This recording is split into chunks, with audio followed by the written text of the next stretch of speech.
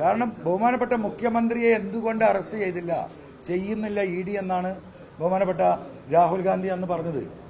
അപ്പം ഇവിടെ അന്ന് ഇന്ത്യ മുന്നണി BJPക്കെതിരെ നടത്തുന്ന ഏറ്റവും വലിയ പ്രചരണം ഇവിടുത്തെ പ്രതിപക്ഷ കക്ഷി നേതാക്കളെയും മുഖ്യമന്ത്രിമാരെയും അനാവശ്യമായി DD അറസ്റ്റ് ചെയ്യുന്നു. അത് നമ്മുടെ ഇലക്ഷനിലെ ഏറ്റവും വലിയൊരു പ്രചരണമായതായിരുന്നു. ആ സമയത്താണ് ഈ സാധു ഇവിടെ വന്നപ്പോൾ ഇയാളെ പറഞ്ഞ് പറ്റിച്ചാണ്.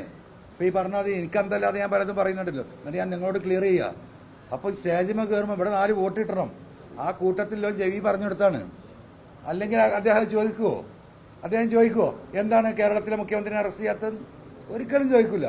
അദ്ദേഹം സുബോധത്തോടു കൂടി നല്ല മനസ്സോടു കൂടിയാണ്, ഓർമ്മയോട് കൂടി ഇരിക്കുകയാണെങ്കിൽ അദ്ദേഹം ചോദിക്കില്ല, വിശ്വസിക്കുന്നതന്നെ. അപ്പോൾ പിന്നെ അതിന് മറുപടി അറിയണ്ടേ അദ്ദേഹത്തിൻ്റെ പൊളിറ്റിക്കൽ DNA പരിശോധിക്കണം. അത്രേ ഉണ്ടായിട്ടുള്ളൂ.